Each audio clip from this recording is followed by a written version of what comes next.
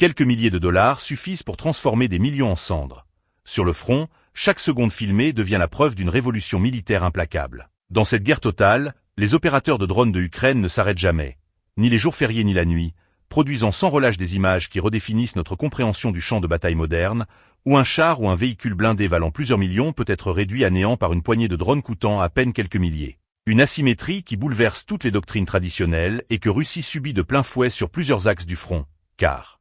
dans ces séquences soigneusement montées, chaque frappe raconte une histoire de précision, d'adaptation et de domination technologique, comme ce camion de munitions surpris à une intersection, hésitant un instant fatidique avant qu'une frappe ne déclenche une explosion secondaire massive révélant une cargaison pleine à craquer, ou encore ce char immobilisé par une mine, déjà vulnérable, achevé par un drone kamikaze qui plonge avec une précision chirurgicale pour mettre fin à toute possibilité de récupération, illustrant une logique implacable où chaque faiblesse est immédiatement exploitée. Et lorsqu'un autre blindé tente de traverser une zone ouverte, il ne fait que retarder l'inévitable, frappé après une immobilisation rapide par une attaque directe ciblant une trappe ouverte, démontrant que la moindre erreur devient fatale dans cet environnement saturé de capteurs et de menaces invisibles, tandis que dans le secteur de Slobozhansk, une opération audacieuse menée en profondeur derrière les lignes ennemies montre que même les zones considérées comme sûres ne le sont plus, les pilotes de drones FPV orchestrant une série de frappes coordonnées contre des positions d'artillerie, neutralisant successivement plusieurs pièces lourdes, détruisant des véhicules de ravitaillement et éliminant des dépôts de munitions,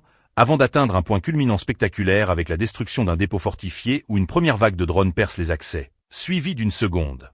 qui pénètre à l'intérieur pour déclencher une explosion cataclysmique, preuve d'une maîtrise tactique et technique remarquable, et ailleurs, un lance-roquettes multiple est frappé directement sur sa plateforme, projetant des débris dans toutes les directions, tandis qu'un drone perce le blindage d'un char et provoque la détonation interne de ses munitions. Un scénario devenu presque routinier dans cette guerre où la reconnaissance et la frappe sont désormais fusionnées en une seule séquence. Létale, car dès qu'un drone d'observation identifie une cible, un drone d'attaque intervient en quelques instants pour une neutralisation précise, comme dans le cas d'un char T-80 dissimulé sous un camouflage rudimentaire mais trahi par le détail de son canon, rapidement repéré puis détruit, et à l'ouest de Robotine dans la région de Zaporizhia. Les unités de drones FPV ukrainiennes démontrent une fois de plus leur supériorité en anéantissant des véhicules blindés tentant de renforcer ou de faire tourner les troupes, transformant instantanément ces machines de guerre en carcasses en flammes, avec des explosions secondaires qui éliminent toute chance de réparation, renforçant les pertes irréversibles de l'adversaire et confirmant qu'aucune zone n'est véritablement sécurisée, d'autant plus que de nouvelles tactiques émergent, comme ces drones capables d'atterrir et d'attendre leur cible au sol avant de frapper au moment opportun, ajoutant une dimension supplémentaire à cette guerre. Déjà saturée d'incertitudes, tandis que les opérations nocturnes équipées de caméras thermiques étendent encore cette domination au-delà du cycle jour-nuit, et même les véhicules les mieux protégés, dotés de structures défensives improvisées et de systèmes de guerre électroniques, finissent par succomber à des frappes ciblant les rares points faibles comme l'espace entre la tourelle et la coque, déclenchant des explosions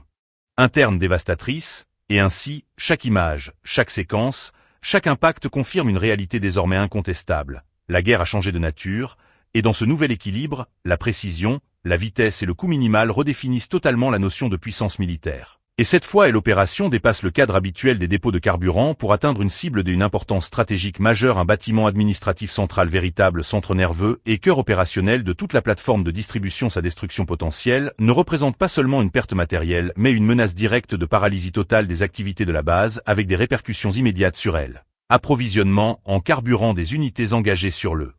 terrain. Cette évolution confirme une réalité désormais incontestable. Aucune zone N est hors de portée des systèmes de frappe longue portée développés par l'Ukraine et la campagne méthodique visant les infrastructures logistiques en Crimée se poursuit, transformant progressivement ce territoire en une impasse logistique pour les forces de occupation. Chaque frappe s'inscrit dans une logique des attritions précises et cumulatives où même les cibles secondaires deviennent critiques. Un véhicule blindé de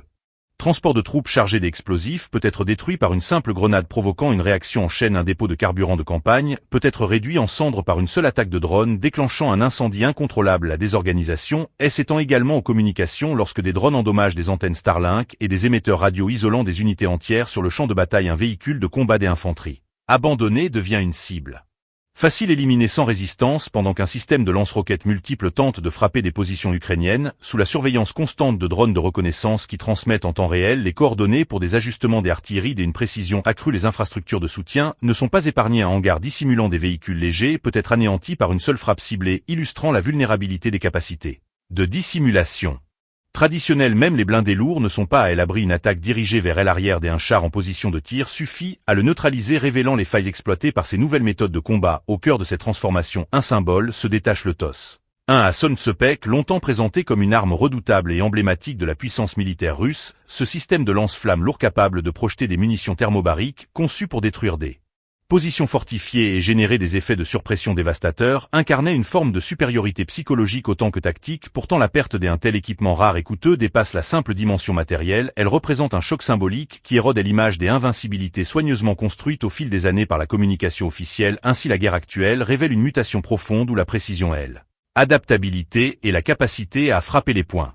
névralgiques priment désormais sur la masse brute, redéfinissant les équilibres et exposant les vulnérabilités d'une machine militaire confrontée à une nouvelle génération de menaces asymétriques. Dans une forêt dense près de Dibrova, au cœur de la région de Louhansk, une scène emblématique illustre brutalement l'évolution du champ de bataille, car le redouté système thermobarique TOS 1 à Son Tsepek, conçu pour déchaîner un enfer de feu, a été traqué puis neutralisé par des opérateurs de drones FPV de l'Ukraine, lesquels ont exploité avec précision la vulnérabilité de son blindage, déclenchant une réaction en chaîne où ses propres roquettes thermobariques ont provoqué une explosion cataclysmique, transformant cette arme redoutée en une boule de feu incontrôlable, démontrant avec force que la supériorité technologique ne réside plus uniquement dans la masse mais dans l'intelligence tactique, et ce principe s'est répété lorsqu'un système de lance-roquettes multiple BM-30 Smerch a été détecté par le drone de reconnaissance Shark, lequel a suivi patiemment la pièce d'artillerie après son tir jusqu'à sa zone de repli, révélant une confiance excessive des forces de la Russie, qui pensaient s'être dissimulées efficacement. Mais cette illusion de sécurité a été brisée lorsqu'une frappe coordonnée a été déclenchée, d'abord par un drone FPV exécutant une attaque chirurgicale, puis par un drone bombardier lourd qui a porté le coup final, déclenchant une explosion secondaire massive et réduisant ce système coûteux en débris métalliques, un enchaînement d'actions qui souligne la montée en puissance d'une guerre de précision à faible coût, où chaque cible, même secondaire, devient stratégique, comme en témoignent les destructions successives d'équipements abandonnés ou en attente de réutilisation, qu'il s'agisse de véhicules tout-terrain, de dépôts de munitions improvisés ou de motos utilisées par les unités d'assaut, chaque élément étant vulnérable à une simple frappe de drone capable de provoquer une explosion en chaîne. Tandis que même les véhicules blindés équipés de structures anti-drones massives ne résistent pas à des impacts précis suivis de détonations internes révélant leur rôle logistique dans le transport de munitions, et dans ce contexte, chaque découverte aérienne se transforme en opportunité de destruction, y compris lorsqu'un lance-roquettes multiple abandonné est identifié et neutralisé en déclenchant ses propres munitions dans une explosion spectaculaire, illustrant une guerre où l'observation en temps réel se combine à la frappe immédiate. Mais l'innovation la plus marquante réside sans doute dans l'opération conjointe menée par la marine et les forces spéciales ukrainiennes, qui ont introduit une tactique audacieuse reposant sur des drones maritimes servant de vecteurs de transport pour acheminer des drones FPV directement jusqu'aux abords d'une base aérienne ennemie, une stratégie de type cheval de Troie qui a pris par surprise les défenses adverses, permettant dans un premier temps de neutraliser les systèmes de défense aérienne clés tels que Pantsir S1 et Tor M2, dont la destruction a ouvert une brèche décisive dans la couverture aérienne, rendant la base vulnérable, ce qui a permis ensuite le déploiement de drones d'attaque FPV qui ont méthodiquement ciblé les infrastructures critiques, notamment la tour de contrôle, paralysant la gestion des opérations aériennes, ainsi que les hangars abritant des drones de reconnaissance et d'attaque avancés comme Orion et Forpost, réduisant ainsi les capacités opérationnelles de l'adversaire dans une séquence parfaitement orchestrée où la coordination, la surprise et la précision remplacent la force brute, redéfinissant en profondeur la nature même de la guerre contemporaine.